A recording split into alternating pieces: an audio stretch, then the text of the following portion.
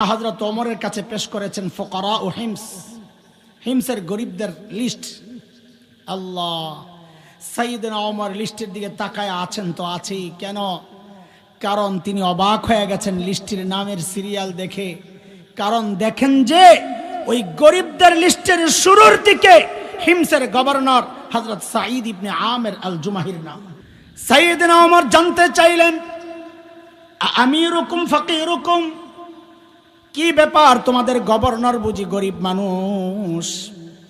হিমসের লোকেরা জবাব দিলেন, বালা আমিরুনা আফকরুনা, আমাদের গভর্নর শুধু গরিব না, হিমসের মধ্যে সবচাইতে গরিব। আল্লাহু আকবার। ছিল কি হইল কি দেখেন। হযরত ওমর এই কথা শুনে এতটা খুশি হয়েছেন যে আমার একজন শাসক এত সৎ।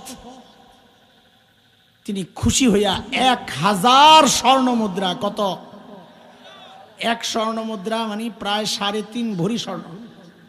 1000 স্বর্ণ মুদ্রা মানে 3500 কাছাকাছি। কত কোটি টাকা হয় হিসাব করেন পরে ক্যালকুলেটর দিয়া। 1000 স্বর্ণ মুদ্রা প্যাকেট করে দূত মারফত পাঠাইয়া দিয়েছেন, যাও আমার পক্ষ থেকে আমার সাঈদকে এটা হাদিয়া দিয়ে আসো। এই পরিমাণটা বলেন তো কত? কত? 1000 কি স্বর্ণের পয়সা? স্বর্ণের পয়সা 1000। দূত যখন হিমসে পৌঁছে এই প্যাকেট পেশ করেছে, হাজি হাদিয়া মিন আমিরুল মুমিনিন, আমিরুল মুমিনের পক্ষ থেকে আপনার জন্য হাদিয়া। আল্লাহ, হযরত সাঈদ হাদিয়ার প্যাকেটটা খুলেই চিৎকার, প্যাকেটটা এরকম নিক্ষেপ করে চিৎকার দিয়ে বলে উঠলেন, ইন্না লিল্লাহি ওয়া ইন্না ইলাইহি রাজিউন। কি পড়ছেন? কি পড়ছেন? হাদিয়া পাইলে ইন্না লিল্লাহ পড়ার কথা না, আলহামদুলিল্লাহ। আপনারা কি পড়তেন জানি না, এমন একটা পোটলা যদি আমি পাইতাম দৌড়ে ভিতরে যাইয়া করা লাভ যে দিতাম খুশি। কিন্তু আল্লাহর নবীর সাহাবী কি পড়ছেন? কথা বলে না।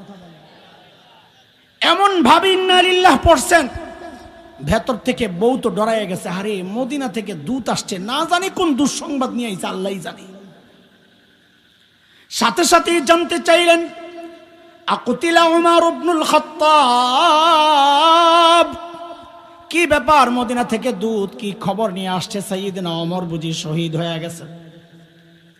হযরত সাঈদ জবাব দেন, না, ঘটনা তা না, বরং তার চেয়েও মারাত্মক। ওমরের শহীদ হওয়ার চেয়েও মারাত্মক ঘটনা। বিবি আবার জানতে চাইলেন, আকুতিলাল মুসলিমুনা ফি মারিকা, তাইলে কি কোনো যুদ্ধে মুসলমান ব্যাপকভাবে শহীদ হয়ে গেল কিনা? হযরত সাঈদ জবাব দেন, না না, ঘটনা তাও না, তার চেয়েও মারাত্মক। বিবি তো এবার আরো ডরে গেছে, হারে বুঝছি, না জানি মদিনা থেকে আমার জামাইয়ের কল্লাটা নিতে পারাইছে। আরে বলেন না, কি সমস্যা, ইন্না লিল্লাহ কেন বললেন? আল্লাহ, আল্লাহর নবীর সাহাবীর একটা ছোট্ট বাক্য কিয়ামত পর্যন্ত আমাদের জন্য নসিহতের খোরাক হয়ে গেছে। কি? তিনি কি বলেন? এই হাদিয়া পায়া ইন্না লিল্লাহ কেন বলছেন?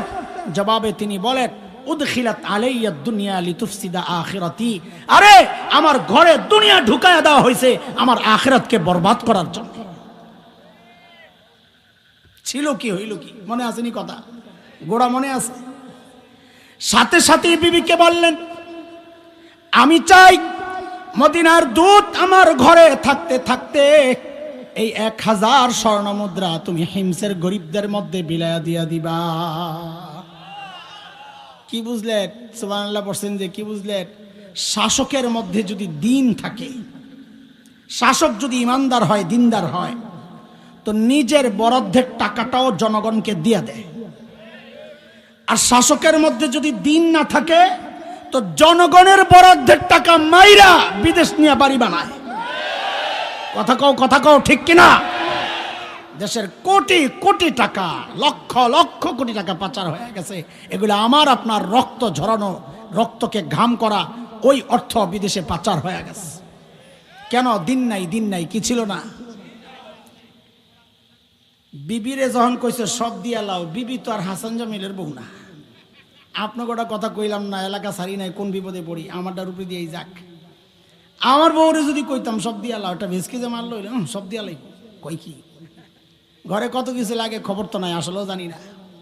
বেশি পিরাপিরি করলে বলতো 2 ভাগ করেন, অর্ধেক আপনার অর্ধেক আমার, আমারটা থাক আপনারটা দিয়া লাই। কিন্তু বউ তো সাহাবীর বউ, জোরে কও কার বউ? কার বউ? এই পোলাবেন যারা বিয়া করস নাই, তোদের জন্য একটা নসিহা, কামে লাগবে।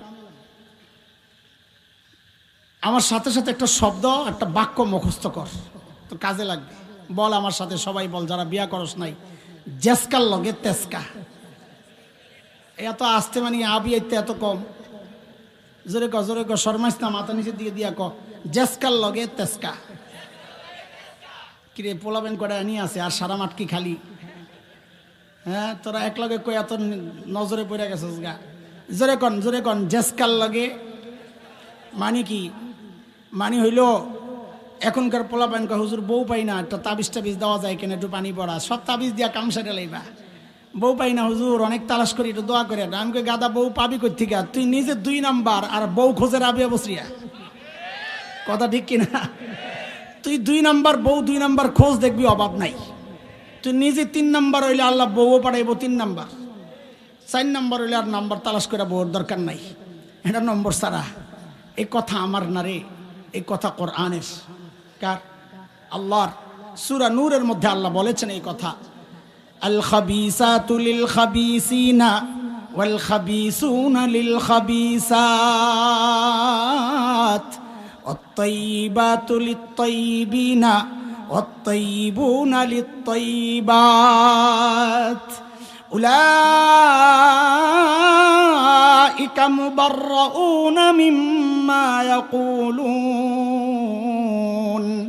লাহুম মাগফিরাতুন ওয়া রিজকুন কারীম।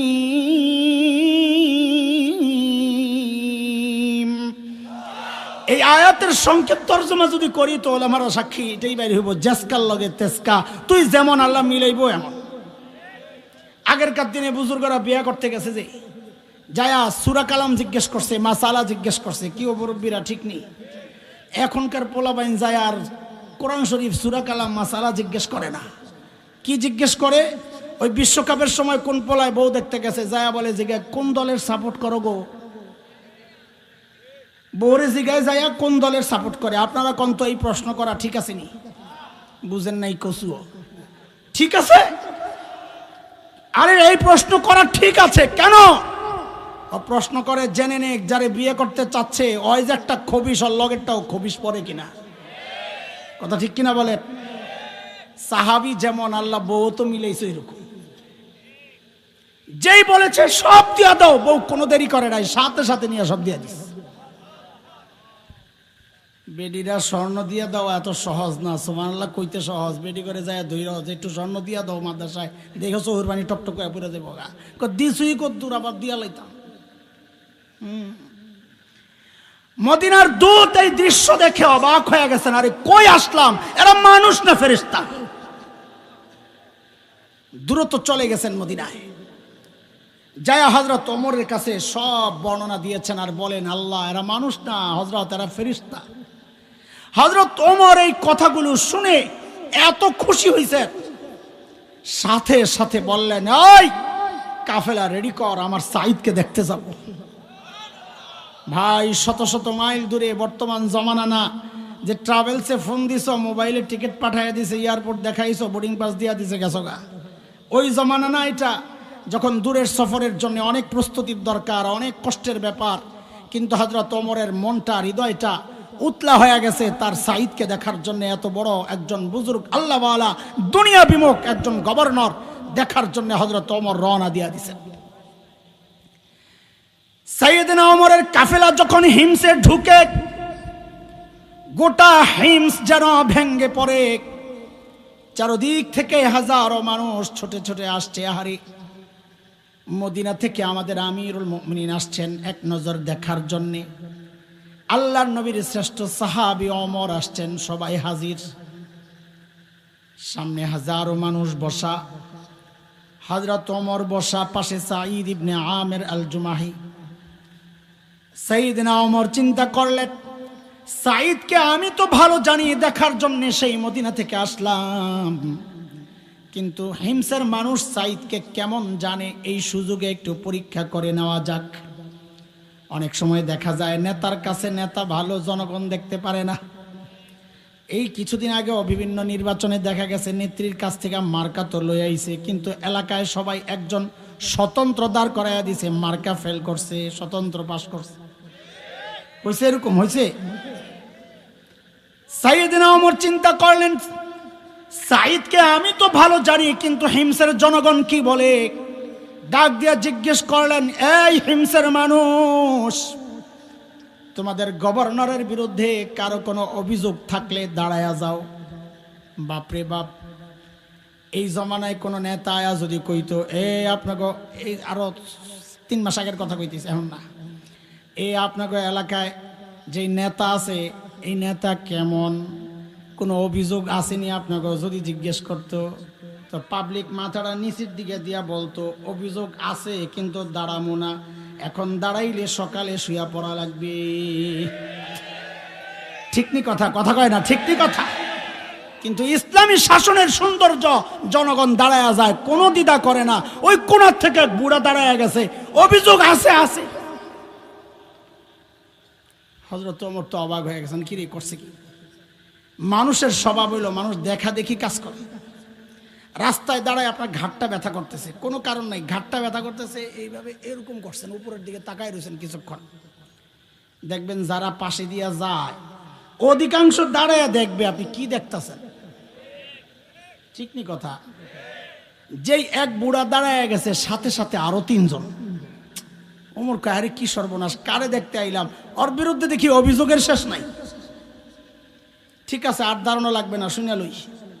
বলেন বুড়া মিয়া, আপনার কি অভিযোগ বলেন। প্রথম জন, আল্লাহ, অভিযোগ দেখেন কি মারাত্মক। প্রথম জন বলেন, আমিরুল মুমিনিন, আমাদের গভর্নর না মাসে 1 দিন অফিসে আসে না। মাসে কয়দিন? আরে জোরে কও। মাসে 1 দিন অফিসে আসে না, বিচার। আর আমরা তো সপ্তাহে ছুটিই পাই 2 দিন। আরো কত বন্ধ, পূজার বন্ধ, জন্মদিন, মৃত্যুদিন, আওয়া দিবস, যাওয়া দিবস, যাইতে যাইতে দিবস বাড়তে বাড়তে আমার আশঙ্কা আগামী 15-20 বছর পরে দেখা যাবে বউ সারা দিবস একটা দিবস বেরিয়েছে। বউ ভাগছে, দিবসের নাম কি? বউ ভাগছে।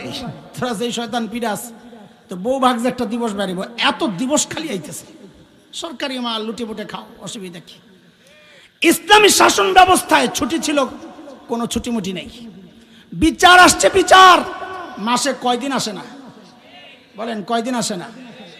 হযরত ওমর তো রাগ হয়ে গেছে, সাইদ জবাব দাও, কেন তুমি মাসে 1 দিন অফিসে আসো না?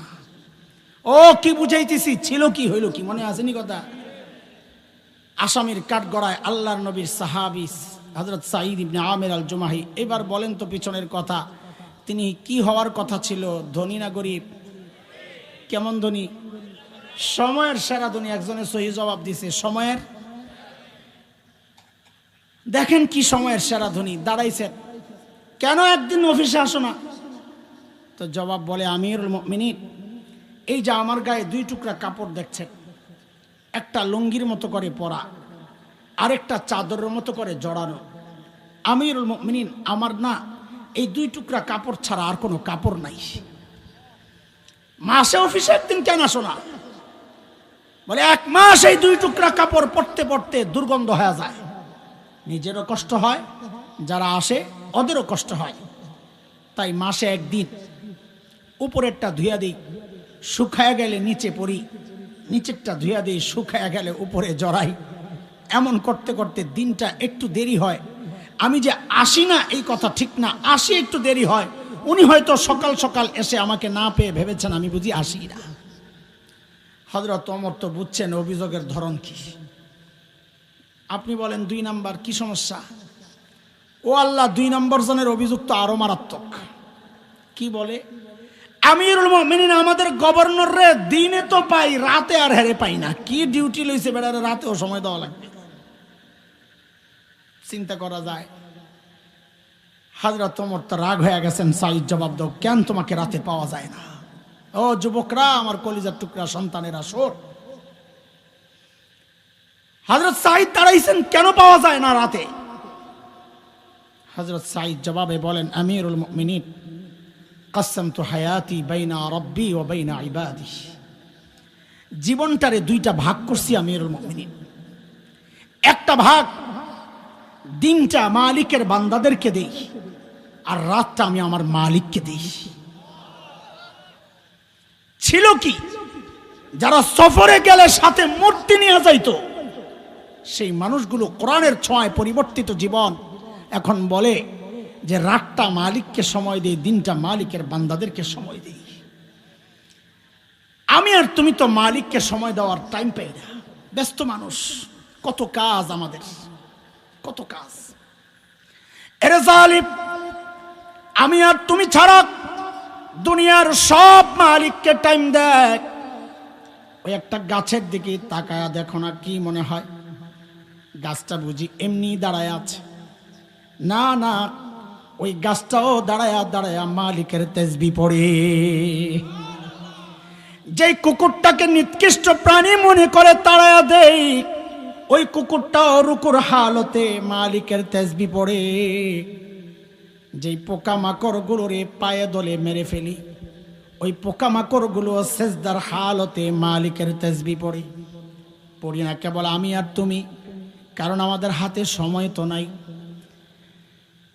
এই হায়াত মালিকের দেওয়া, অথচ এই হায়াতের একটা ভাগ ফেসবুক কিন্তু ঠিকই পায়, ইউটিউব কিন্তু ঠিকই পায়, খেলোয়াড় পায়, গায়ক গায়িকা পায়, নায়ক নায়িকা পায়। আহারে, যে মালিক এই হায়াতটা দিলেন, শুধু এই ভাগটুকু ওই মালিক একটু পায় না। মালিককে টাইম দেওয়ার সময় আমার হাতে নাই, আমি ব্যস্ত মানুষ। এরে ভাই আমার, সময় একদিন আসবে, কসম আল্লাহর, সময় একদিন আসবে, চিৎকার করে করে শুধু কাঁদতে হবে আর বলতে হবে, ইয়া লাইতানি কদ্দামতু লিহায়াতি। আহারে, আজকের এই দিনের জন্য যদি একটু পুঁজি বানায় আসতাম, তাইলে আজকে আর এই আফসোস করা লাগে না। এরে বাবা, এরে ভাই, এরে আমার সন্তানেরা, পুঁজি কিন্তু লাগবে মালিকের সামনে পেশ করার জন্যে। কার কি পুঁজি আছে জানি না, আমার তো নাই, তাই এইভাবে বলতেছি। বিল্লাহি মিনাশ শাইতানির রাজিম। বিসমিল্লাহির রহমানির রহিম।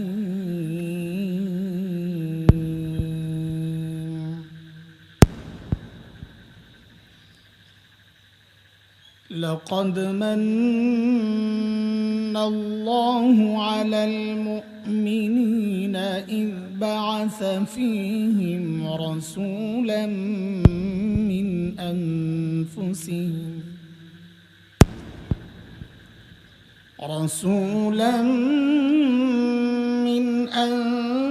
আনফুসিহিম ইয়াতলু আলাইহিম আয়াতিহি ওয়া ইউযাক্কিহিম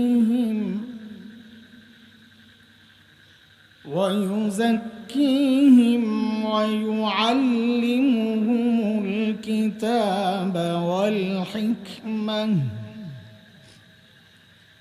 وإن كانوا من قبل لفي ضلال مبين.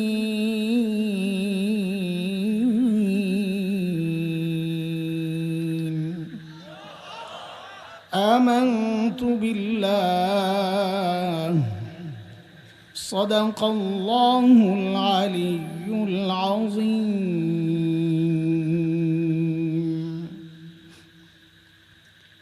কালুখালী উম্মে কুলসুম মহিলা মাদ্রাসা কর্তৃক আয়োজিত আজকের এই বার্ষিক ওয়াজ মাহফিলের মুহতারাম সভাপতি, অতিথিবৃন্দ, হযরত উলামায়ে কিরাম, মুরব্বিয়ানে আযম, দূর দূরান্ত থেকে আগত ইসলাম প্রিয় সুধী সমাজ, প্রিয় ছাত্র ভাইয়েরা, যুবক বন্ধুরা, পর্দার আড়ালের মা ও বোন, আল্লাহ সুবহানাহু ওয়া তাআলার অশেষ মেহেরবানি যে মহান মালিক লাখো কোটি মানুষ থেকে বাছাই করে দ্বীনি এই মজলিসে আমাকে আপনাকে আসার বসার, কিছু কথা বলা ও শোনার তৌফিক দান করেছেন। নিঃসন্দেহে এটা মালিকের অনেক বড় দয়া আর করুণা যে মহান মালিক এই নিয়ামতে আমাদেরকে ধন্য করলেন। ওই মালিকের শুকরিয়া আদায় করি, জবান খুলে প্রাণ খুলে কালিমাতুশ শুকর উচ্চারণ করি, আলহামদুলিল্লাহ।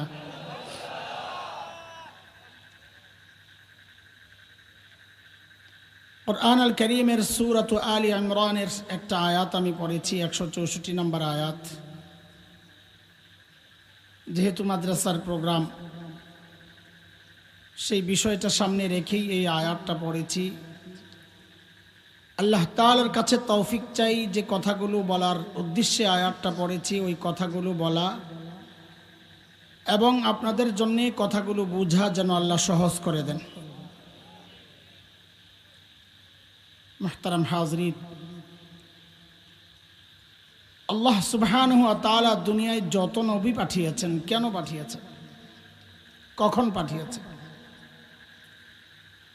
আল্লাহ তাআলা যখন দেখেছেন তার বান্দা ধ্বংসের খাদে চলে গেছে, জাহান্নামের রাস্তায় ছুটে চলেছে, ওই বিপন্ন বিপর্যস্ত মানবতাকে রক্ষার জন্যে আল্লাহ সুবহানাহু ওয়া তাআলা যুগে যুগে হযরত আম্বিয়া আলাইহিমুস সালামকে দুনিয়ায় পাঠিয়েছেন। যেমন হযরত মূসা আলাইহিস সালাতু ওয়াস সালামকে আল্লাহ দুনিয়ায় কখন পাঠিয়েছেন, কেন পাঠিয়েছেন? আল্লাহ তাআলা যখন দেখেছেন বনি ইসরাইল হযরত মূসা আলাইহিস সালামের বংশ ফেরাউন এবং তার বংশের নির্মম নিষ্ঠুর নির্যাতনের কবলে পড়ে নিঃশেষ হয় প্রায়। নির্যাতনের কিছু ধরন কুরআন আল কারীমের মধ্যে আসছে। কোন ধরনের নির্যাতন করত ফেরাউন? যেমন সূরাত ইব্রাহিমের 6 নম্বর আয়াতে একটা ধরন আসছে। হযরত মূসার বক্তব্য আল্লাহ কোরআনে এনেছেন, নির্যাতনের ধরনটা দেখাইছেন। ফেরাউন কি করত? তো আল্লাহ বলেন, وَإِذْ قَالَ مُوسَى لِقَوْمِهِ اذْكُرُوا نِعْمَةَ اللَّهِ عَلَيْكُمْ إِذْ أَنْجَاكُمْ مِنْ آلِ فِرْعَوْنَ يَسُومُونَكُمْ سُوءَ الْعَذَابِ وَيُذَبِّحُونَ أَبْنَاءَكُمْ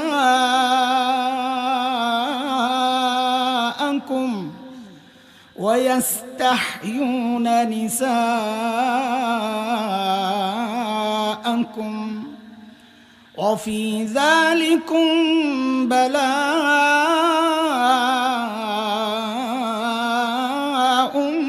مِّن رَّبِّكُمْ عَظِيمٌ।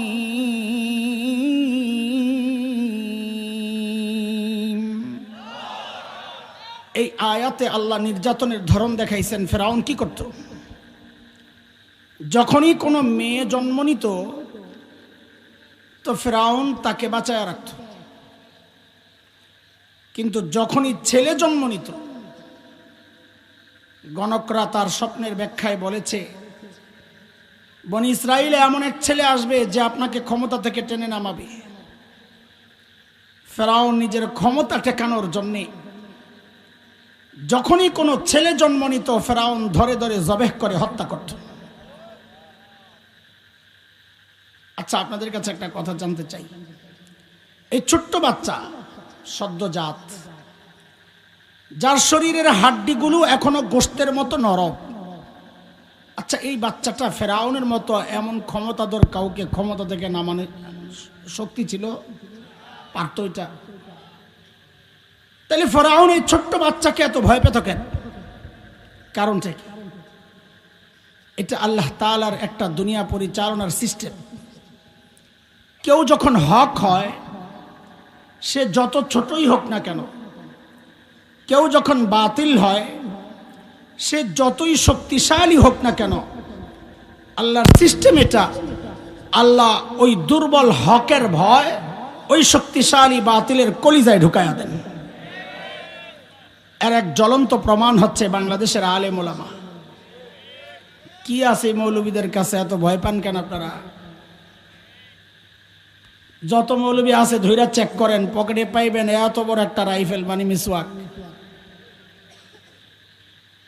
আর রাইফেলের গুলি পাইবেন তসবির দানা। এত ডরান কেন? যেহেতু হক, এই জন্য ডর। আরে আল্লামা শেখুল ইসলাম আল্লামা আহমদ শফি আনওয়ারাল্লাহু মারকাদাহ, শেষ বয়সে মানুষটা হুইল চেয়ারের মধ্যে বসে থাকতে পারেন না, কাত হয়ে যান। আল্লামা হাফেজ জুনায়েদ বাবুনগরী নওয়ারাল্লাহু মারকাদাহ, মানুষটা সোজা হয়ে দাঁড়ায় থাকতে পারতেন না, পা কাজ করতো না, এত দুর্বল। অথচ আমরা কি দেখলাম, কি দেখেছি, যে এই দুর্বল মানুষগুলোর ভয়ে গোটা দুনিয়া ছিল অস্থির, কখন কোনটা ঘটায়া দেয়। এত ভয় কেন? কারণ মানুষগুলা ছিল হক। তাই আল্লাহ দুর্বল হওয়া সত্ত্বেও এই হকের ভয় শক্তিশালী বাতিলের কলিজায় ঢুকায়া দিয়েছেন। কথা শুরুর আগে আমরা কিছু ভূমিকার কথা শুনবো, আমাদের কথা একটু পরে আসবে, তবে মনোযোগ লাগবে আপনাদের বুঝার জন্যে। মনোযোগ না থাকলে আমার বলতেও মনোযোগ থাকবে না। আমাকে একটু বলেন তো, সর্বশ্রেষ্ঠ রাসূলকে? হ্যাঁ, এত আসতে বলেন, মনে হয় যেন বিপদে পড়ে গেছেন গা। আপনারা সর্বশ্রেষ্ঠ রাসূলের উম্মত হয়ে খুশি না? তো খুশির এই নিয়ে অবস্থা। হ্যাঁ, গর্বের সাথে বলবেন। যদি জিজ্ঞেস করা হয় সর্বশ্রেষ্ঠ রাসূলকে, তো গর্বের সাথে বলবেন আমাদের রাসূল মুহাম্মদুর রাসূলুল্লাহ। এটা গর্ব আমাদের, ঠকি নাই। আলহামদুলিল্লাহ পড়ে। আচ্ছা, এই জায়গায় নাম্বার একটু কম পাইছেন, আরেকটা প্রশ্ন করব, ওই জায়গায় পুরা নাম্বার অ্যান্সার করা লাগবে।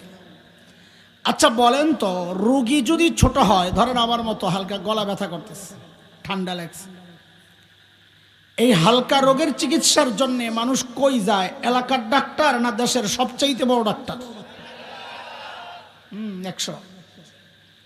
কিন্তু রোগী যদি বড় হয়, তাও কি এলাকার ডাক্তারের কাছে যায় নাকি বড় ডাক্তার তালাশ করে?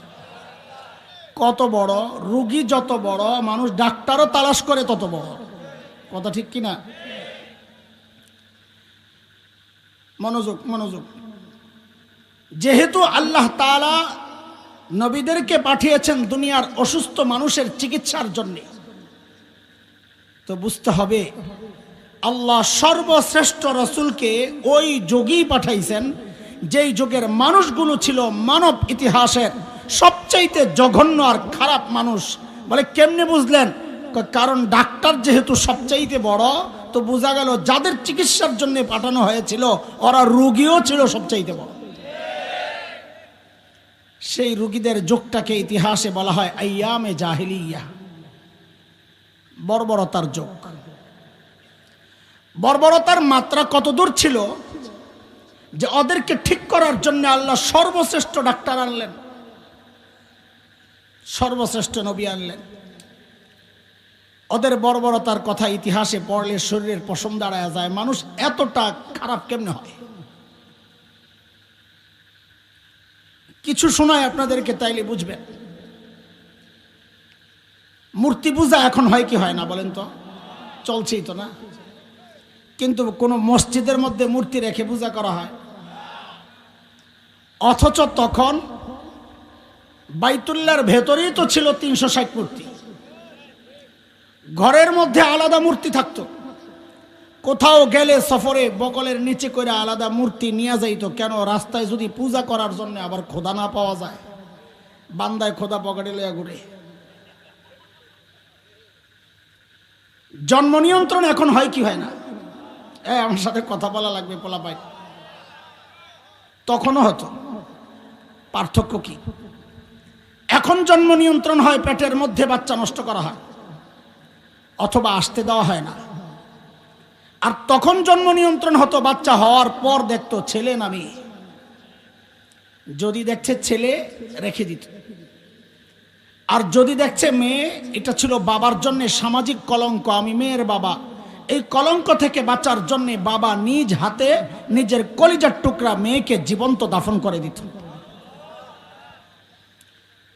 কুরআন আল কারীমের মধ্যে আসছে বিষয়গুলো। সূরা নাহাল অনেক জায়গায় আসছে, সূরা নাহাল এক জায়গায় আসছে 58-59 নম্বর আয়াত। আল্লাহ বলেন, وَإِذَا بُشِّرَ أَحَدُهُم بِالْأُنثَىٰ ظَلَّ وَجْهُهُ مُسْوَدًّا وَهُوَ كَظِيمٌ يَتَوَارَىٰ مِنَ الْقَوْمِ مِن سُوءِ مَا بُشِّرَ بِهِ أَيُمْسِكُهُ عَلَىٰ هُونٍ أَمْ يَدُسُّهُ فِي التُّرَابِ أَلَا سَاءَ مَا يَحْكُمُونَ।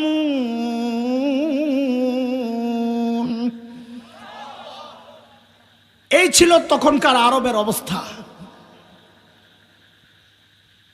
মানুষগুলো এতটা খারাপ হওয়ার পেছনের মৌলিক কারণ ছিল দুইটা। বলেন, আমার সাথে কথা না বললে আমি কথা বলতে পারি। আচ্ছা, কথা কেন বলবেন আপনারা, এটা একটু বুঝ জানেন, নাইলে তো কথা বাইরেছে না। এতক্ষণ স্লোগান দিতে দিতে গলা ভেঙে গেছে না? আপনাদের কালুখালিতে দৌড়ায় কি দিয়া, হাত দিয়া না পাও দিয়া? কি বললেন? তো ঠিকই আছে, ঢাকায়ও তো পাও দিয়েই দৌড়ায়, তো মিল আছে তো। আমি তো আরো সন্দেহে পড়ে গেছিলাম। আচ্ছা বলেন তো, আপনাদের পাও দিয়া যেহেতু দৌড়ায়, এই খালি মাঠের মধ্যে যদি কাউকে ছেড়ে দেওয়া হয়, তুই ফুল স্পিডে দৌড় মার, তুই যে গোল্লা শুট খেলছেন ছোটো গেলে, গোল্লা শুটের একটা আখিরি দৌড় আছে না, চোখ বন্ধ করে দেয় দৌড়, ওই রকম একটা দৌড় মারছে 100 মাইল স্পিডে।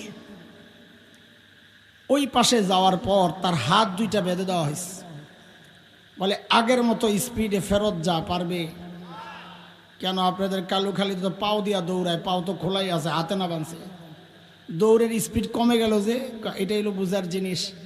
হাত দৌড়ায় না ঠিক, কিন্তু পা যখন দৌড়ায় তখন হাতের একটা ভূমিকা থাকে, কি হাত পায়ের সাথে নড়ে চড়ে আর বলে, দোস্ত তুমি চালাও, আমি সাথে আছি। তখন পাও চলার মধ্যে গতি পায়। আমরা যারা কথা বলি, আমরা তো পায়ের মতো দৌড়াবো, তো আমরাই কথা তো আমরাই বলবো, কিন্তু আপনারা সাথে যদি একটু এরকম তাল না দেন সাথে সাথে, তাহলে তো কথা বলার স্পিড বাড়বে না। এখন তো একটু জোরে হয়েছে ঠিকঠাক, আর একটু জোরে কন। মাশাআল্লাহ, সজাগ আছেন তাইলে, ঘুমায়া যান নাই তো? আওয়াজ না না তো করেন, কিন্তু পরীক্ষা করলে তো আবার ফেল করেন। আচ্ছা, কে কে ঘুমাইছেন একটু দেখান তো দেখি। আল্লাহু আকবার। দেখছেন, বললাম ফেল করবো, ফেলই করছে। আল্লাহ, লা হাওলা ওয়ালা কুওয়াতা ইল্লা বিল্লাহ।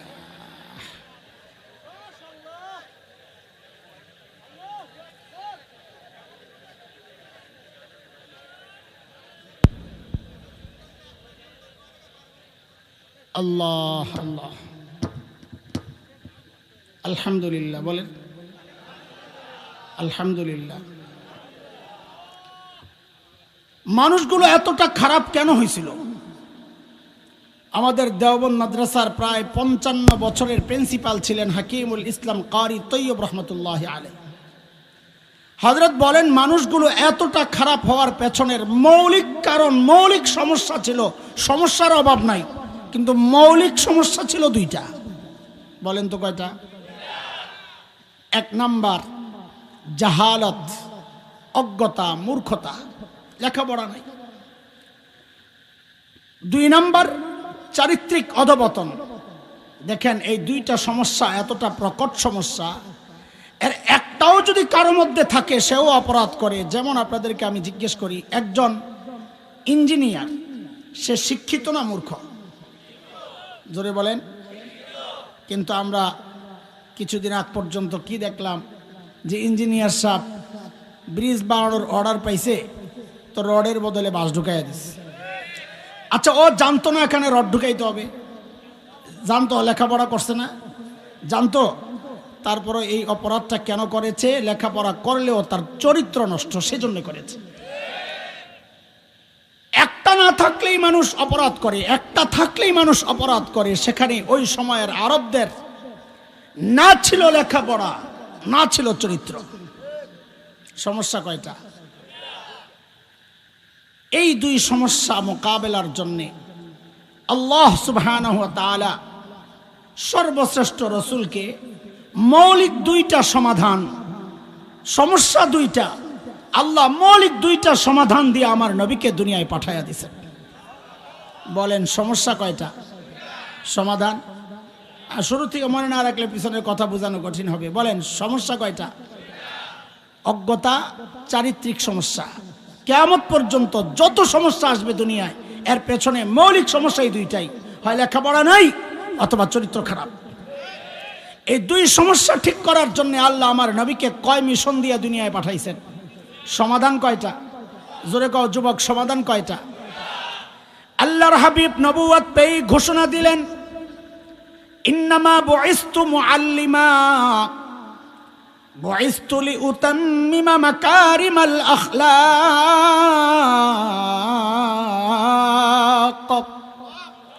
নবী ঘোষণা দিলেন, আল্লাহ আমাকে শিক্ষক বানায়া দুনিয়ায় পাঠাইছেন। কি বানায়া? কি বানায়া? জোরে কর, কি বানায়া?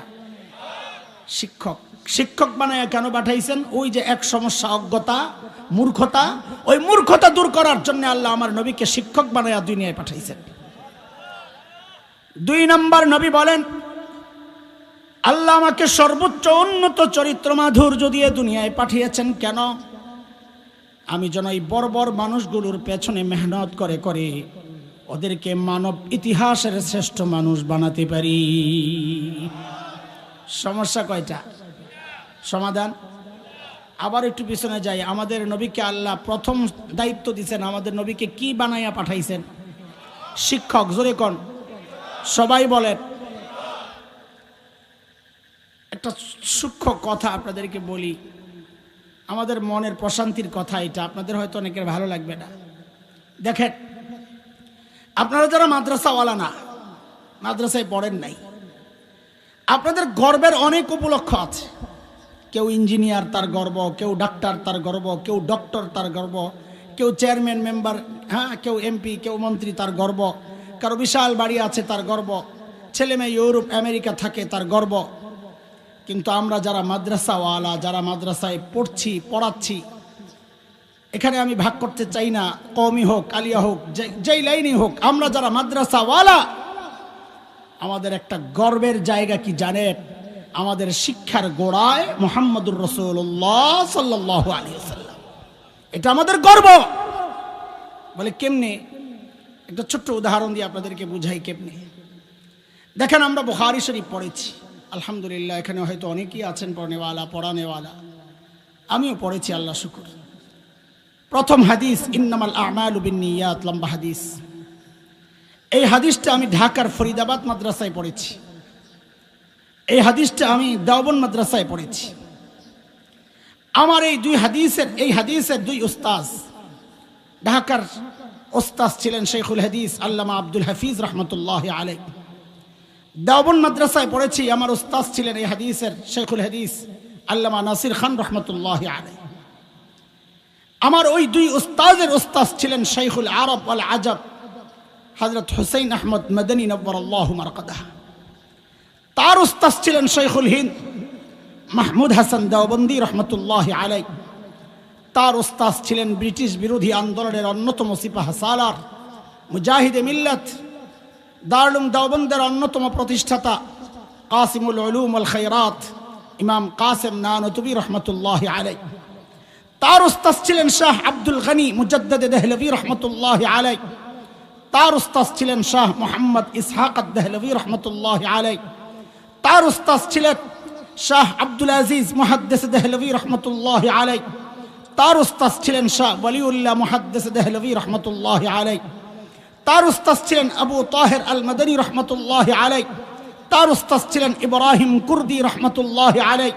তার উস্তাদ ছিলেন আহমদ আল কুশাশি রহমতুল্লাহি আলাইহি। তার উস্তাদ ছিলেন আহমদ আশ-শিন্নাবি রহমতুল্লাহি আলাইহি। তার উস্তাদ ছিলেন জাইনুদ্দিন আল মিসরি রহমতুল্লাহি আলাইহি। তার উস্তাদ ছিলেন মুহাম্মদ আর রামালি রহমতুল্লাহি আলাইহি। তার উস্তাদ ছিলেন আহমদ ইবনে আলী আল হাজার আসকালানি রহমতুল্লাহি আলাইহি। তার উস্তাদ ছিলেন ইব্রাহিম আত-তানুখি রহমতুল্লাহি আলাইহি। তার উস্তাদ ছিলেন আবুল আব্বাস আল হাজ্জার রহমতুল্লাহি আলাইহি। তার উস্তাদ ছিলেন আবু আলী আজ-জুবাইদি রহমতুল্লাহি আলাইহি। তার উস্তাদ ছিলেন আবুল হাসান আদ-দাউদি রহমতুল্লাহি আলাইহি। তার উস্তাদ ছিলেন আবু মুহাম্মদ আস-সারাখসি রহমতুল্লাহি আলাইহি। তার উস্তাদ ছিলেন আবু আব্দুল্লাহ ফিরাব্বি রহমতুল্লাহি আলাইহি। তার উস্তাদ ছিলেন মুহাম্মদ ইবনে ইসমাইল ইমামে বুখারী রাহমাতুল্লাহি আলাইহি, তার উস্তাদ ছিলেন হুমায়দি রাহমাতুল্লাহি আলাইহি, তার উস্তাদ ছিলেন সুফিয়ান ইবনে ওয়াইনা রাহমাতুল্লাহি আলাইহি, তার উস্তাদ ছিলেন ইয়াহইয়া ইবনে সাঈদ আল আনসারী রাহমাতুল্লাহি আলাইহি, তার উস্তাদ ছিলেন মুহাম্মদ ইবনে ইব্রাহিম আত-তাইমি রাহমাতুল্লাহি আলাইহি, তার উস্তাদ ছিলেন আলকামা ইবনে ওয়াক্কাস আল-লাইসি রাহমাতুল্লাহি আলাইহি, তার উস্তাদ ছিলেন উমর ইবনুল খাত্তাব রাদিয়াল্লাহু আনহু, তার উস্তাদ ছিলেন মুহাম্মদুর রাসূলুল্লাহ সাল্লাল্লাহু আলাইহি ওয়াসাল্লাম। এটা আমাদের গর্ব। আমাদের শিক্ষার গোড়ায় মুহাম্মদুর রাসূলুল্লাহ সাল্লাল্লাহু আলাইহি ওয়াসাল্লাম। আপনাদেরকে শরম দেওয়ার জন্য আর বিব্রত করার জন্য কথাগুলো বলছি না, আপনাদের হৃদয়ে আফসোসের আগুন জ্বালাইতে কথাগুলো বলছি। আমি যদি এখন জিজ্ঞেস করি গর্ব তো করে, একটু বলেন তো আপনাদের শিক্ষার গোড়ায় কে? হা করে থাকবেন, হা করে থাকবেন। যারা মাদ্রাসায় পড়েন নাই এই গর্বের পরিচয় আপনি দিতে পারেন না। এক গর্বের পরিচয় থেকে আপনাকে বঞ্চিত করা হয়েছে। আরেকটা গর্বের পরিচয়, আমরা আদম সন্তান। কার সন্তান? না এখন থেকে খালি আদম বলবেন না, এখন থেকে বলবেন নবী আদমের সন্তান। বলেন বলেন সবাই বলেন, কার সন্তান? কার সন্তান? বলে নবী কেন বলেন? এই জন্য বলি, আগে ছিল মানুষ গণনার সিস্টেমটার নাম ছিল আদমশুমারি। কি ছিল বলেন? কি ছিল? কয়েক বছর থেকে দেখি নাম পাল্টায় গেছে, এখন এটার নাম হইল গণশুমারি, জনশুমারি। কি জনশুমারি? কিরে ভাই আদম কাটলি কেন? আদম তোর কোন জায়গায় খোঁচাইছে, কাটলি কেন? আসলে ওই সন্দেহ পড়ে গেছে কি আমি কি আদমের সন্তান না বান্দরের পুত? সন্দেহে পড়ে গেছে। তোরা সন্দেহে পড়তে পারস। আমরা আগে বলতাম আদম সন্তান, কাশস যেহেতু এখন আদমরা আর একটু মোটা তাজা করে বলবো, এটা গর্ব গর্ব। এখন থেকে বলবো আমরা নবী আদমের সন্তান। বলেন ঠিক করে, কার সন্তান? কার সন্তান? আমাদেরকে ধীরে ধীরে আমাদের মৌলিক পরিচয়, গর্বের পরিচয় থেকে আমাদেরকে দূরে দূরে ঠেলে দেওয়ার চক্রান্ত হচ্ছে দোস্ত। কারা করছে? কারা করছে? যারা এমন একটা সিলেবাস আমার আপনার সামনে পেশ করেছে, যে সিলেবাস পরে এই গর্বের পরিচয় দেওয়া যায় না। যে সিলেবাসে লেখাপড়া করে এই গর্বের পরিচয় দেওয়া যায় না। বঞ্চিত আপনাকে করা হয়েছে। নতুন করে সিলেবাস প্রণয়নের জন্য কিছু নাস্তিককে নিয়োগ দেওয়া হয়েছে, ইসলাম বিদ্বেষী অপশক্তিকে নিয়োগ দেওয়া হয়েছে। দোস্ত, মৌলবীরাই খালি চিৎকার চেঁচামেচি করবে কেন? এই শিক্ষা ব্যবস্থা আমরা আমাদের চিৎকার চেঁচামেচি আমাদের জন্য না, কারণ আমাদের সন্তান তো এই ঘোড়ার ডিমের সিলেবাস পড়ে না, পড়বে না। আমার সন্তান তো কালা কালা রাসূলুল্লাহ পড়বে। আরে আওয়াজ তো আপনাদের থেকে ওঠার কথা ছিল, চিৎকার চেঁচামেচি করার কথা আপনাদের। আমরা শুধু আপনাদের কান্দেও দিতে চাই না, আমরাও সাথে আছি। সব জায়গায় বিচ্ছিন্ন হয়েন না। এটা কোনো রাজনীতির কথা না, এটা ক্ষমতায় যাওয়ার টানার কথা না, এটা ইমানের কথা, এটা বিশ্বাসের কথা, এটা চেতনার কথা। ভবিষ্যতে এমন চক্রান্ত যদি হয়, আলেমদের থেকে বিচ্ছিন্ন হওয়া যাবে না।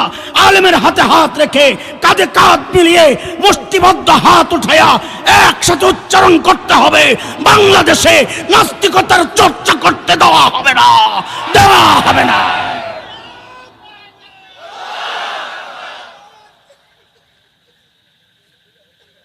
মুহতারাম হাজরিন, সতর্ক থাকা লাগবে। বড় চারদিক থেকে চক্রান্ত শুরু হয়েছে। ওরা চক্রান্ত করতে থাকুক, আমরা শুধু জানাই দিতে চাই আমরা জেগে আছি। আছেন তো জেগে নাকি? না আবার হাত উঠাইবেন ঘুমাই আসব কইয়া? না, আমরা জেগে আছি। বলেন আমরা কি আছি? আমরা জেগে আছি ইনশাআল্লাহ, জেগে থাকবো ইনশাআল্লাহ। মানচিত্র রক্ষায়, ইমান রক্ষায় আমরা সব সময় জেগে থাকবো ইনশাআল্লাহ। আল্লাহর হাবিব ওই দুই মিশনে যখন ওই বর্বরদের পেছনে মেহনত শুরু করলেন, আহারে ওই বর্বরদের পরিচয় এখন আর বর্বর নাই। বলে তো নতুন পরিচয় বলেন। বলে হ্যাঁ, আমি কি বলবো? আল্লাহকে জিজ্ঞেস কর। মালিককে জিজ্ঞেস করলাম, মালিক ওই বর্বরদের নতুন পরিচয় বলে। আল্লাহ জানায়া দিলেন, সীমাহুম ফি উজুহিহিম মিন আসারিস সুজুদ। ওদের চেহারার মধ্যে সেজদার চিহ্ন পাইবা। বলে সেজদার চিহ্ন তো বাহির দিয়া, তার মানে বাহিরে ফিটফাট আবার ভেতরে সদরঘাট কিনা?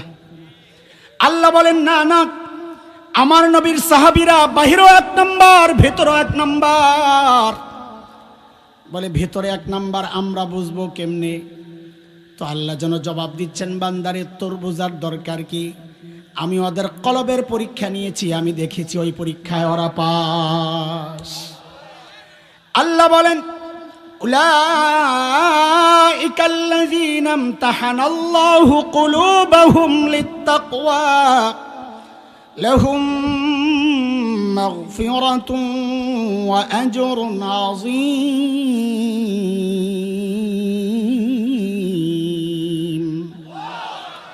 আল্লাহ বলেন ওদের কলবের পরীক্ষা নিয়েছি, ওই পরীক্ষায় ওরা পাস। নবীকে জিজ্ঞেস করলাম, ইয়া রাসূলুল্লাহ, ওই বর্বরদের পেছনে আপনি মেহনত করেছেন, এখন ওদের নতুন পরিচয় বলেন। নবী বলেন, রে আমার সাহাবীদেরকে তোরা বর্বর বলিস না, ওরা বর্বর আগে ছিল, এখন আর বর্বর নাই। তো বলে এখনের পরিচয় বলেন। তো নবী বলেন, খায়রুল কুরুনি করনি। ওরা আর বর্বর নাই, ওরা এখন মানব ইতিহাসের সর্বশ্রেষ্ঠ মানুষ হয়ে গেছে। বাজে কয়টা?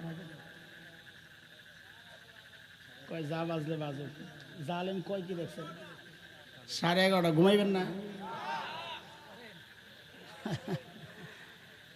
কেবল বলে শুরু হয়েছে। আমি চিন্তা করতেছি এটারে গুছাইয়া কেমনে ছোট করে কথাটারে, কথা চুরি করুন না, ফাঁকি দেব না, যাইতে এক জায়গায় ভরা যায়নি, ওই চিন্তা করতেছি। ছোট জায়গার মধ্যে বেশি কথা যদি ঢুকান যায় আর কি। চলেন পুরা বয়ানটাকে আজকে কি বলতে চাই, কি বলেছি, কি বলতে চাই, পুরা বয়ানটাকে একটা সুতায় গেঁথে দেই যেন আপনার পুরা বয়ান আজকে মুখস্থ করাইতে চাই ইনশাআল্লাহ। এমন না হয় যে কোনো এলোমেলো কথা, না এলোমেলো কথার কোনো সুযোগ নাই। যে বিষয় শুরু করেছি ইনশাআল্লাহ ওই বিষয় দিয়ে শেষ করব ইনশাআল্লাহ। বাকি আমরা যেন মাঝখানে জুড়ে থাকি, হারায়া না যাই, মনোযোগ লাগবে। আমি দুইটা কথা মুখস্থ করাই, তাহলে আজকের পুরা বয়ান আপনাদের মুখস্থ থাকবে ইনশাআল্লাহ।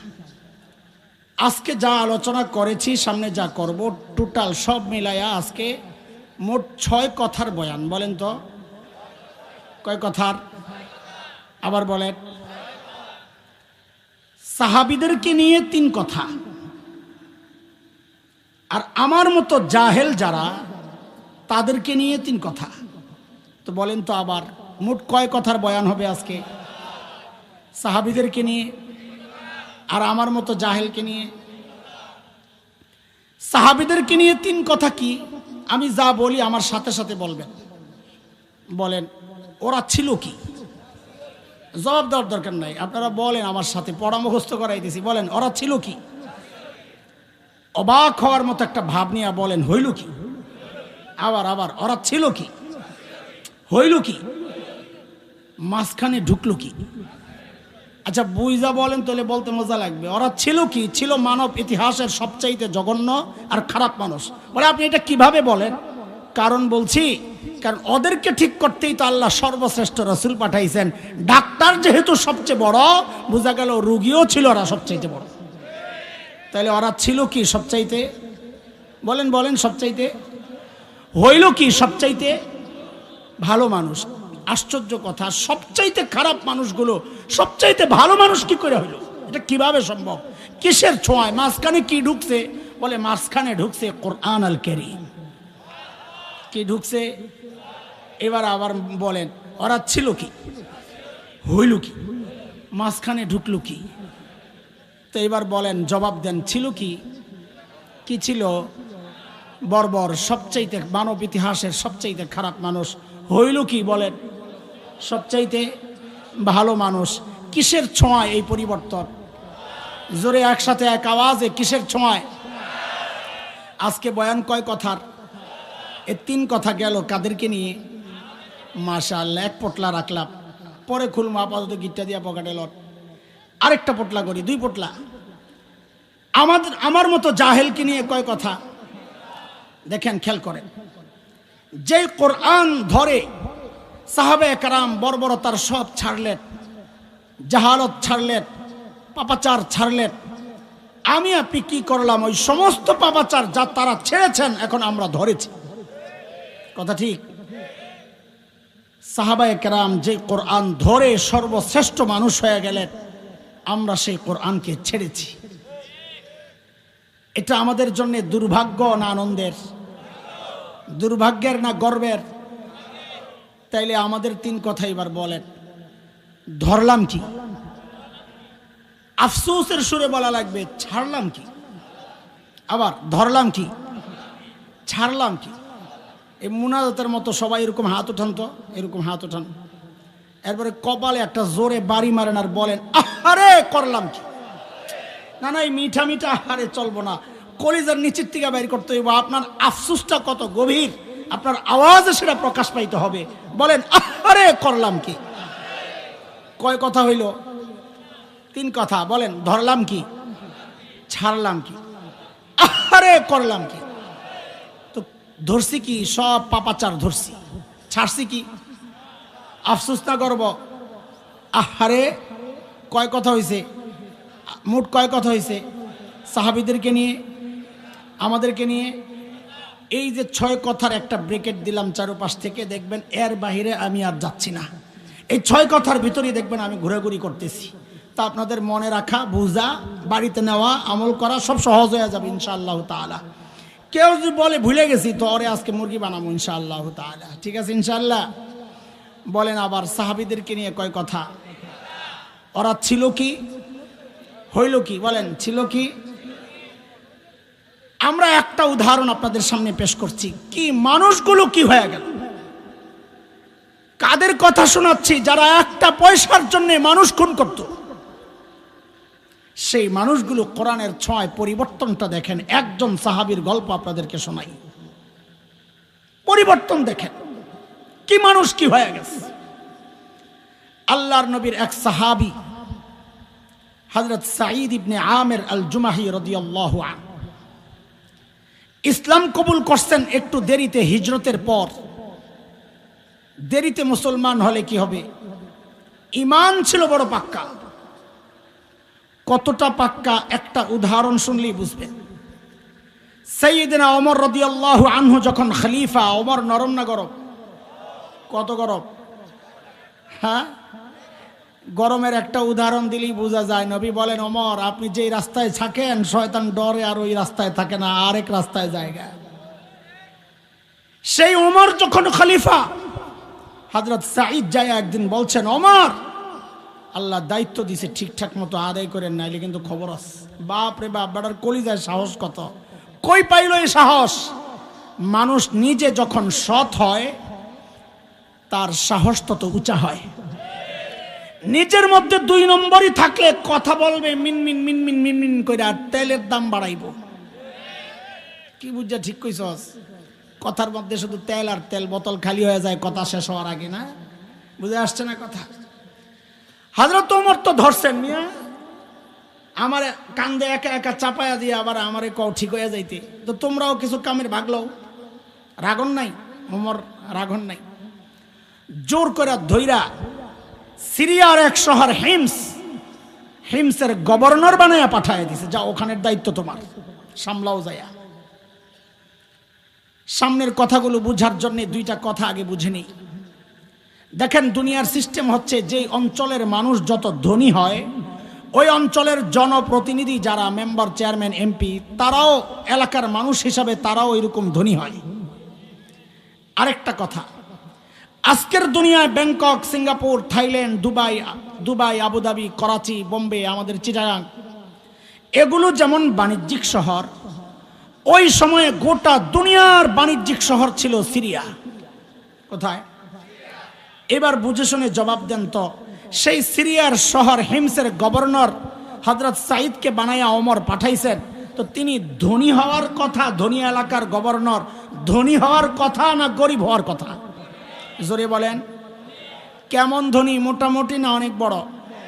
সামনে আমি আবার জিজ্ঞেস করব, জবাব এইটা দেওয়া লাগবে। আমি এখন যা শিখাইয়া দিচ্ছি, বলেন সময়ের সেরা ধনী হওয়ার কথা। বলেন সময়ের, সবাই বলেন সময়ের।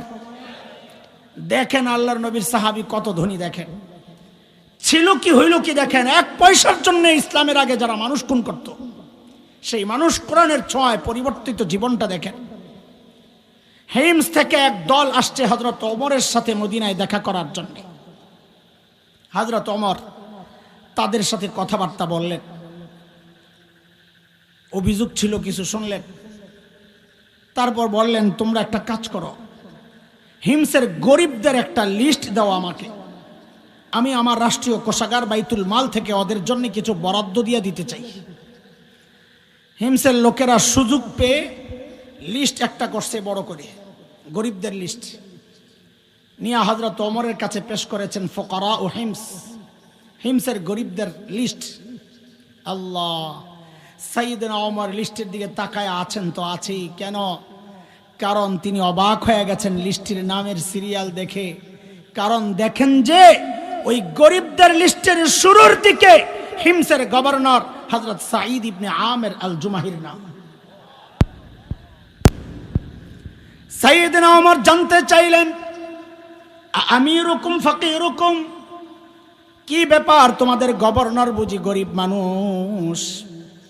হিমসের লোকেরা জবাব দিলেন, বালা আমিরুনা আফকরুনা, আমাদের গভর্নর শুধু গরিব না, হিমসের মধ্যে সবচাইতে গরিব। আল্লাহু আকবার। ছিল কি হইল কি দেখেন। হযরত ওমর এই কথা শুনে এতটা খুশি হয়েছেন যে আমার একজন শাসক এত সৎ। তিনি খুশি হইয়া 1000 স্বর্ণ মুদ্রা, কত? 1 স্বর্ণ মুদ্রা মানে প্রায় 3.5 ভরি স্বর্ণ, 1000 স্বর্ণ মুদ্রা মানে 3500 কাছাকাছি, কত কোটি টাকা হয় হিসাব করেন পরে ক্যালকুলেটর দিয়া। 1000 স্বর্ণ মুদ্রা প্যাকেট করে দূত মারফত পাঠাইয়া দিয়েছেন, যাও আমার পক্ষ থেকে আমার সাঈদকে এটা হাদিয়া দিয়ে আসো। এই পরিমাণটা বলেন তো কত? কত? 1000 কি স্বর্ণের পয়সা, স্বর্ণের পয়সা 1000। দূত যখন হিমসে পৌঁছে এই প্যাকেট পেশ করেছে, হাজি হাদিয়া মিন আমিরুল মুমিনিন, আমিরুল মুমিনের পক্ষ থেকে আপনার জন্য হাদিয়া। আল্লাহ, হযরত সাঈদ হাদিয়ার প্যাকেটটা খোলেই চিৎকার, প্যাকেটটা এরকম নিক্ষেপ করে চিৎকার দিয়ে বলে উঠলেন, ইন্না লিল্লাহি ওয়া ইন্না ইলাইহি রাজিউন। কি পড়ছেন? কি পড়ছেন? হাদিয়া পাইলে ইন্না লিল্লাহ পড়ার কথা না, আলহামদুলিল্লাহ। আপনারা কি পড়তেন জানি না, এমন একটা পোটলা যদি আমি পাইতাম দৌড়ে ভিতরে যাইয়া করা লাভ যে দিতাম খুশি। কিন্তু আল্লাহর নবীর সাহাবী কি পড়ছেন? কথা বলে না, এমন ভাবে ইন্না লিল্লাহ পড়ছেন, ভেতর থেকে বউ তো ডরাইয়া গেছে, আরে মদিনা থেকে দূত আসছে, না জানি কোন দুঃসংবাদ নিয়ে আইছে, আল্লাহই জানে। সাথে সাথে জানতে চাইলেন, আকুতিলা উমর ইবনুল খাত্তাব, কি ব্যাপার মদিনা থেকে দূত কি খবর নিয়ে আসছে, সাইয়েদনা ওমর বুঝি শহীদ হয়ে গেছে? হযরত সাঈদ জবাব দেন, না, ঘটনা তা না, বরং তার চেয়েও মারাত্মক। ওমরের শহীদ হওয়ার চেয়েও মারাত্মক ঘটনা। বিবি আবার জানতে চাইলেন, আকুতিলাল মুসলিমুনা ফি মারিকা, তাইলে কি কোনো যুদ্ধে মুসলমান ব্যাপকভাবে শহীদ হয়ে গেল কিনা? হযরত সাঈদ জবাব দেন, না না, ঘটনা তাও না, তার চেয়েও মারাত্মক। বিবি তো এবার আরো ডরে গেছে, হারে বুঝছি, না জানি মদিনা থেকে আমার জামাইয়ের কল্লাটা নিতে পারাইছে। আরে বলেন না, কি সমস্যা? ইন্না লিল্লাহ কেন বললেন? আল্লাহ, আল্লাহর নবীর সাহাবীর একটা ছোট্ট বাক্য কিয়ামত পর্যন্ত আমাদের জন্য নসিহতের খোরাক হয়ে গেছে। কি? তিনি কি বলেন? এই হাদিয়া পায়া ইন্না লিল্লাহ কেন পড়ছেন? জবাবে তিনি বলেন, উদখিলাত আলাইয়া দুনিয়া লিতুফসিদা আখিরাতি, আরে আমার ঘরে দুনিয়া ঢুকায়া দেওয়া হয়েছে আমার আখিরাতকে বরবাদ করার জন্য। ছিল কি হইল কি মনে আসেনি? কথা গোড়া মনে আছে? সাথে সাথে বিবিকে বললেন, আমি চাই মদিনার দূত আমার ঘরে থাকতে থাকতে এই 1000 স্বর্ণ মুদ্রা তুমি হিমসের গরিবদের মধ্যে বিলায়া দিয়া দিবা। কি বুঝলেন? সুবহানাল্লাহ পড়ছেন যে কি বুঝলেন? শাসকের মধ্যে যদি দিন থাকে, শাসক যদি ইমানদার হয়, দিনদার হয়, তো নিজের বরাদ্দের টাকাটাও জনগণকে দিয়ে দেয়। আর শাসকের মধ্যে যদি দিন না থাকে তো জনগণের বরাদ্দের টাকা মাইরা বিদেশ নিয়ে বাড়ি বানায়। কথা কও ঠিক কিনা? দেশের কোটি কোটি টাকা, লক্ষ লক্ষ কোটি টাকা পাচার হয়ে গেছে। এগুলো আমার আপনার রক্ত ঝরানো, রক্তকে ঘাম করা ওই অর্থ বিদেশে পাচার হয়ে গেছে। কেন? দিন নাই কি ছিল না? বিবিরে যখন কইছে সব দিয়া লাও, বিবি তো আর হাসান জামিলের বউ না। আপনাকে ওটা কথা কইলাম না, এলাকা ছাড়ি নাই, কোন বিপদে পড়ি, আমারটা রূপে দিয়েই যাক। আমার বউরে যদি কইতাম সব দিয়া লাও, ওটা ভেসকে যে মারলো সব দিয়া লাইব, কই কি ঘরে কত কিছু লাগে খবর তো নাই, আসলেও জানি না। বেশি পিড়াপিড়ি করলে বলতো 2 ভাগ করেন, অর্ধেক আপনার অর্ধেক আমার, আমারটা থাক আপনারটা দিয়া লাই। কিন্তু বউ তো সাহাবীর বউ। জোরে কও, কার বউ? এই পোলাবেন যারা বিয়া করস নাই, তোদের জন্য একটা নসিহা কামে লাগবে। আমার সাথে সাথে একটা শব্দ, একটা বাক্য মুখস্থ কর, তো কাজে লাগবে। বল আমার সাথে, সবাই বল, যারা বিয়া করস নাই, জেসকার লগে তেসকা। এত আসতে মানে আবি এত কম। জোরে ক, শর্মাইস না, মাথা নিচে দিয়া ক, জেসকার লগে তেসকা। কিরে পোলাবেন করে নিয়ে আছে, আর সারা মাঠ কি খালি? হ্যাঁ, তোরা এক লগে কই এত নজরে পড়ে গেছিস গা। জোরে কন, জেসকার লগে মানে কি? মানে হইল এখনকার পোলাবেন কয়, হুজুর বউ পাই না, একটা তাবিজ দেওয়া যায় কেন, একটু পানি পড়া, সব তাবিজ দিয়া কাম সারে লাইবা। বউ পাই না হুজুর, অনেক তালাশ করি, একটু দোয়া করে। আমি কই গাদা, বউ পাবি কই থেকে? তুই নিজে 2 নাম্বার আর বউ খোঁজে রাবিয়া বসরিয়া। কথা ঠিক কিনা? তুই 2 নাম্বার বউ, 2 নাম্বার খোঁজ, দেখবি অভাব নাই। তুই নিজে 3 নাম্বার হইলে আল্লাহ বউও পাঠাইব 3 নাম্বার, 4 নাম্বার হইলে আর নাম্বার তালাশ করে বউর দরকার নাই। এটা নম্বর সারা। এই কথা আমার না রে, এই কথা কোরআনের। কার? আল্লাহর।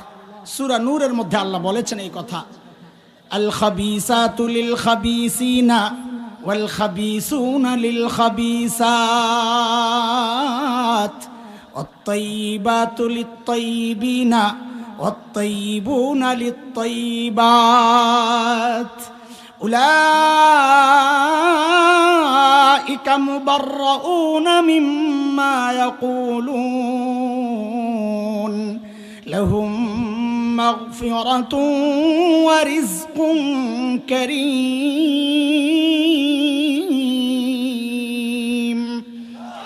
এই আয়াতের সংক্ষেপ তরজমা যদি করি তো ওলামারা সাক্ষী এটাই বাইরে হইব, জেসকার লগে তেসকা, তুই যেমন আল্লাহ মিলাইব এমন।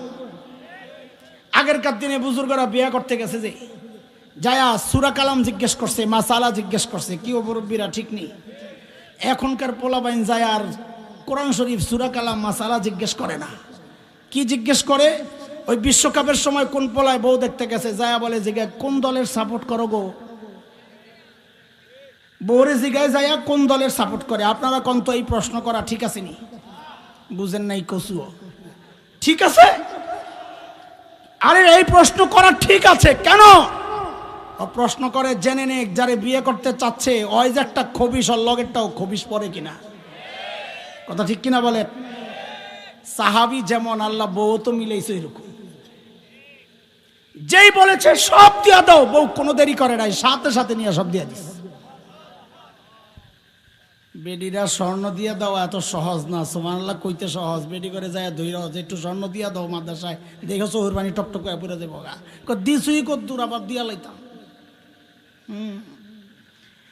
মদিনার দূত এই দৃশ্য দেখে অবাক হয়ে গেছেন, আরে কই আসলাম, এরা মানুষ না ফেরেশতা।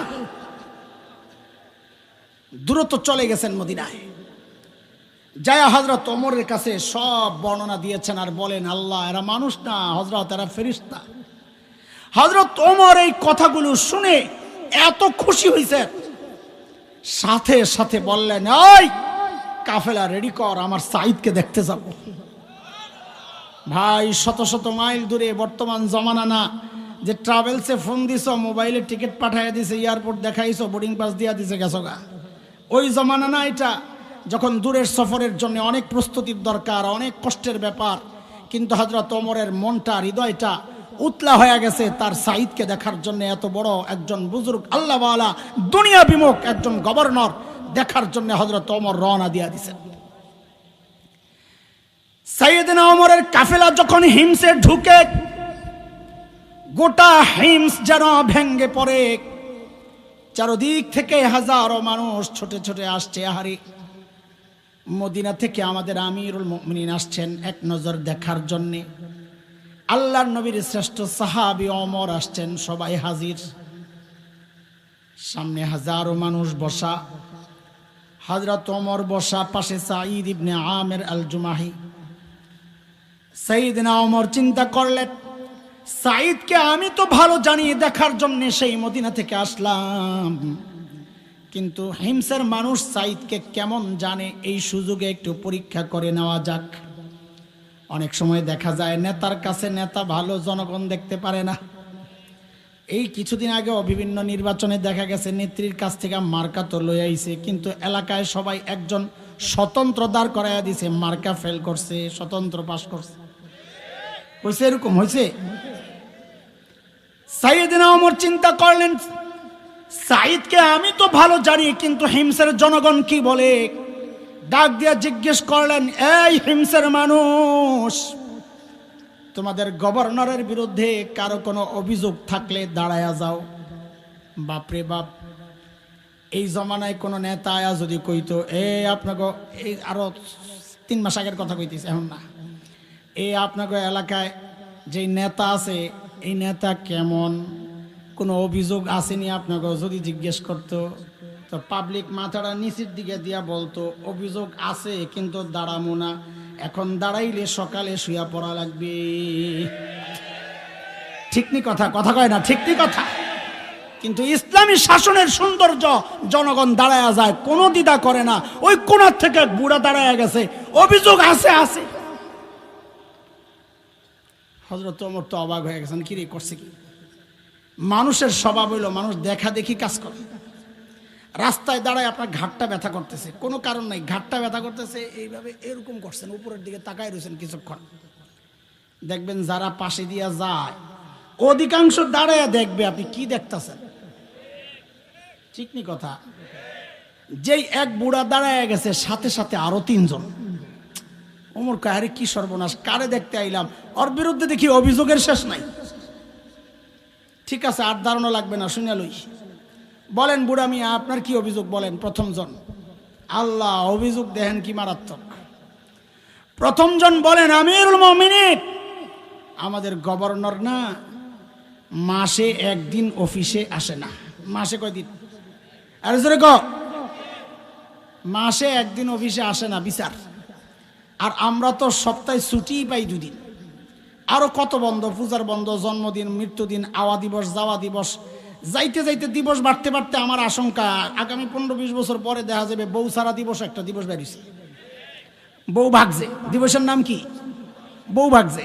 তোরা যেই শয়তান পিরাস, তো বউ ভাগছে একটা দিবস বেরিব, এত দিবস খালি আইতেছে। সরকারি মাল লুটে পুটে খাও, অসুবিধা কি? ইসলামী শাসন ব্যবস্থায় ছুটি ছিল, কোনো ছুটিমুটি নেই। বিচার আসছে, বিচার মাসে কয়দিন আসে না? বলেন কয়দিন আসে না? হযরত ওমর তো রাগ হয়ে গেছে। সাঈদ জবাব দেন, কেন তুমি মাসে 1 দিন অফিসে আসো না? ও কি বুঝাইতেছি, ছিল কি, হইল কি, মনে আসেনি কথা? আসামির কাঠগড়ায় আল্লাহর নবীর সাহাবী হযরত সাঈদ ইবনে আমির আল জুমাহি। এবার বলেন তো পিছনের কথা, তিনি কি হওয়ার কথা ছিল? ধনী না গরিব? কেমন ধনী? সময়ের সেরা ধনী। একজনের সহি জবাব দিছে, সময়ের। দেখেন কি সময়ের সেরা ধনী দাঁড়াইছেন, কেন 1 দিন অফিসে আসো না? তো জবাব বলে, আমিরুল মুমিনিন, এই যে আমার গায়ে 2 টুকরা কাপড় দেখছেন, একটা লুঙ্গির মতো করে পরা, আরেকটা চাদরের মতো করে জড়ানো। আমিরুল মুমিনিন, আমার না এই 2 টুকরা কাপড় ছাড়া আর কোনো কাপড় নাই। মাসে অফিসে 1 দিন কেন আসো না? বলে 1 মাস এই 2 টুকরা কাপড় পরতে পরতে দুর্গন্ধ হয়ে যায়, নিজেরও কষ্ট হয়, যারা আসে ওদেরও কষ্ট হয়, তাই মাসে 1 দিন উপরেরটা ধুইয়া দিই, শুকায় গেলে নিচে পরি, নিচেরটা ধুইয়া দিই, শুকায় গেলে উপরে জড়াই। এমন করতে করতে দিনটা একটু দেরি হয়। আমি যে আসি না এই কথা ঠিক না, আসি একটু দেরি হয়, উনি হয়তো সকাল সকাল এসে আমাকে না পেয়ে ভেবেছেন আমি বুঝি আসি না। হযরত ওমর তো বুঝছেন অভিযোগের ধরন কি। আপনি বলেন 2 নাম্বার কি সমস্যা? ও আল্লাহ, 2 নম্বর জনের অভিযোগ তো আরো মারাত্মক। কি বলে? আমিরুল মুমিনিন আমাদের গভর্নর রে দিনে তো পাই, রাতে আর হেরে পাই না। কি ডিউটি লইছে বেড়ারে, রাতেও সময় দেওয়া লাগবে। চিন্তা করা যায়। হযরত ওমর তো রাগ হয়ে গেছেন। সাঈদ জবাব দাও, কেন তোমাকে রাতে পাওয়া যায় না? ও যুবকরা, আমার কলিজার টুকরা সন্তানেরা, শোন। হযরত সাঈদ দাঁড়াইছেন, কেন পাওয়া যায় না রাতে? হযরত সাঈদ জবাবে বলেন, আমিরুল মুমিনিন কাসসামতু হায়াতি বাইনা রাব্বি ওয়া বাইনা ইবাদি। জীবনটারে 2টা ভাগ করছি আমিরুল মুমিনিন। একটা ভাগ দিনটা মালিকের বান্দাদেরকে দেই, আর রাতটা আমি আমার মালিককে দেই। ছিল কি, যারা সফরে গেলে সাথে মূর্তি নিয়ে যাইতো, সেই মানুষগুলো কোরআনের ছোঁয়ায় পরিবর্তিত জীবন এখন বলে যে রাতটা মালিককে সময় দেই, দিনটা মালিকের বান্দাদেরকে সময় দেই। আমি আর তুমি তো মালিককে সময় দেওয়ার টাইম পাই না, ব্যস্ত মানুষ, কত কাজ আমাদের, কত কাজ। এরে জালিম, আমি আর তুমি ছাড়া দুনিয়ার সব মালিককে টাইম দেয়। ওই একটা গাছের দিকে তাকায়া দেখো না, কি মনে হয় গাছটা বুঝি এমনি দাঁড়ায় আছে? না না, ওই গাছটাও দাঁড়ায়া দাঁড়ায়া মালিকের তাসবিহ পড়ে। যেই কুকুরটাকে নিকৃষ্ট প্রাণী মনে করে তাড়ায়া দেই, ওই কুকুরটাও রুকুর হালতে মালিকের তাসবিহ পড়ে। যেই পোকামাকড় গুলোরে পায়ে দলে মেরে ফেলি, ওই পোকামাকড় গুলো সেজদার হালতে মালিকের তাসবিহ পড়ে। পড়ি না কেবল আমি আর তুমি, কারণ আমাদের হাতে সময় তো নাই।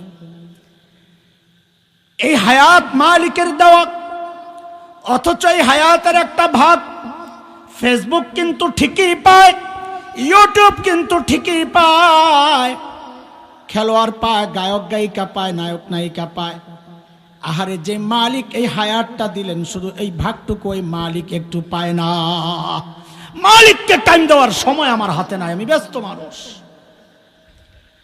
এরে ভাই আমার, সময় একদিন আসবে, কসম আল্লাহর, সময় একদিন আসবে, চিৎকার করে করে শুধু কাঁদতে হবে আর বলতে হবে, ইয়া লাইতানি কদ্দামতু লিহায়াতি। আহারে, আজকের এই দিনের জন্য যদি একটু পুঁজি বানায় আসতাম, তাইলে আজকে আর এই আফসোস করা লাগে না। এরে বাবা, এরে ভাই, এরে আমার সন্তানেরা, পুঁজি কিন্তু লাগবে মালিকের সামনে পেশ করার জন্য। কার কি পুঁজি আছে জানি না, আমার তো নাই, তাই এইভাবে বলতেছি।